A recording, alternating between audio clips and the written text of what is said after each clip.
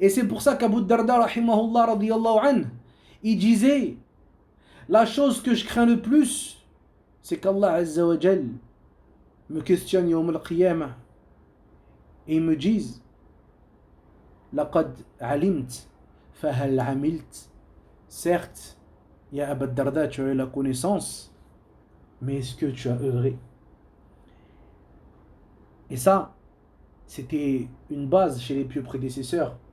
C'est-à-dire que pour eux, la chose la plus importante et la chose qu'on voulait par la science, c'était pas que les gens ils disent lui il connaît, c'était pas que les gens ils disent lui, mashallah, c'est un qari, c'est un faqih, et qu'on le mette en avant dans les assises.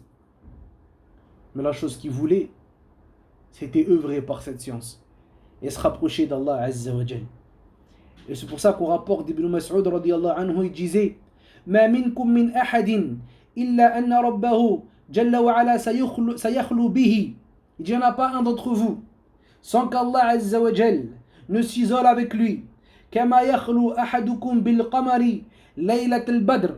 Comme un d'entre vous il s'isole avec la lune dans une nuit de pleine lune. فيقول يا ابن آدم ما غرك بي. Et Allah il lui dira, ô enfant d'Adam, qu'est-ce qui t'a trompé à mon sujet?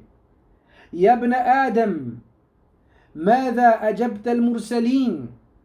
Ô enfant d'Adam, qu'est-ce que tu as répondu aux messagers? Allah dit dans le Coran, ويوم يناديهم فيقول ماذا أجبتم المرسلين. Et lorsque il les appellera et il leur dira, qu'avez-vous répondu aux messagers? C'est-à-dire que le prophète alayhi salatu wassalam, il est venu avec ce message, avec des limites qu'il a instaurées, avec des actions obligatoires qu'il a légiférées. Qu'est-ce que nous on a répondu au messager d'Allah alayhi salatu wassalam? Puis il nous dit, Allah, Ibn Mas'ud il continue, il nous dit, Allah dira, Ya ibn Adam, ماذا عملت فيما علمت. Qu'est-ce que tu as œuvré dans ce que tu as appris?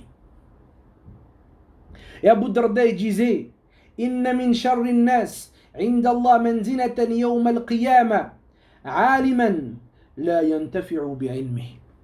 Abu Darda il disait, parmi les gens qui auront la pire place auprès d'Allah Azza wa Jal يوم القيامة, un savant dont sa science ne lui a été d'aucune utilité.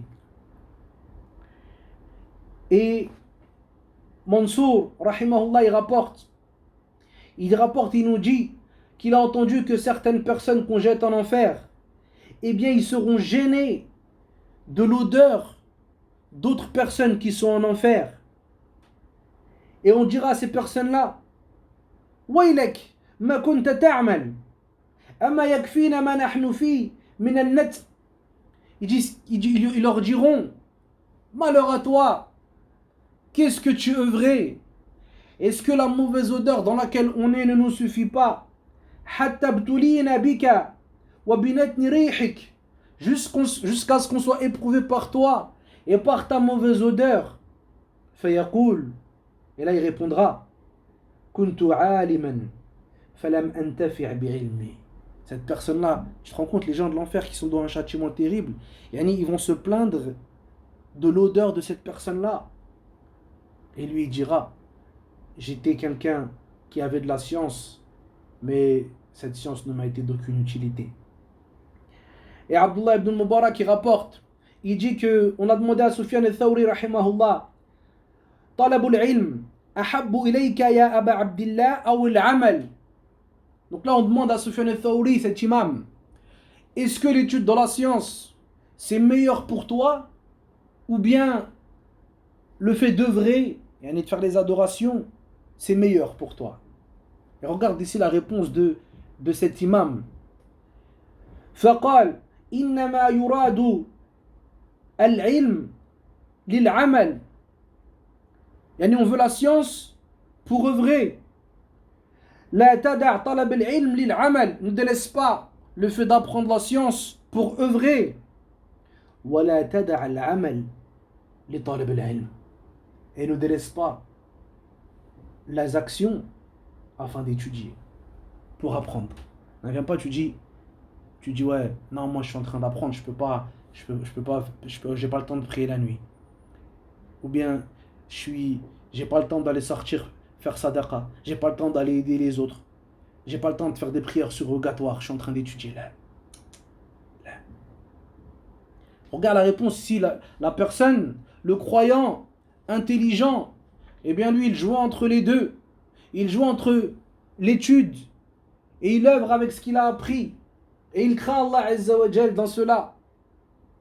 Et à chaque fois qu'il apprend, à chaque fois de cela, il craint Allah Azza wa Jal plus. C'est toi qui disais, plus la personne connaît Allah Azza wa Jal, plus il le craint et plus il l'aime. Et Sha'bi, rahimahullah, il rapporte, il dit que les gens du paradis, quand ils seront au paradis, ils vont voir des gens en enfer. فَيَقُولُونَ مَا لَكُمْ فِي النَّارِ إِنَّمَا كُنَّا نَعْمَلُ بِمَا تُعَلِّمُونَ. Ils vont leur dire, qu'est-ce que vous faites en enfer? Regarde là, le mawqif énorme. Les gens du paradis, alors qu'ils seront au paradis, ils vont voir certaines personnes en enfer et ils vont leur dire, qu'est-ce que vous faites en enfer? Alors que nous, on a œuvré de par la chose que vous nous avez appris. Vous nous disiez halal, haram. Et nous, on vous obéissait. Qu'est-ce que vous faites dans cette situation terrible? فَيَقُولُونَ إِنَّا كُنَّا نُعَلِّمُكُمْ وَلَا نَعْمَلُ بِهِ. Certes, on vous enseignait, mais on n'œuvrait pas avec ceux qu'on vous avait enseignés. Nas'Allah as-salamata wal afiyah. Et Ibrahim al-Nakha'i rahimahullah, il disait lorsque la personne venait et qu'on voulait prendre la science de lui, il disait eux, lorsque la personne venue et qu'ils voulaient prendre la science de lui, فَكَانُوا يَنْظُرُونَ إِلَى صَلَاتِي وَسَمْتِي. Il regardait sa prière ainsi que son aspect et sa prestance. Et Abu Qilaba il disait, lorsqu'Allah Azza wa Jalla ilman fa'ahdith lahu ibadatan. Lorsqu'Allah Azza wa Jalla il te donne une science en plus, il fait naître chez toi une science, alors fait naître une adoration.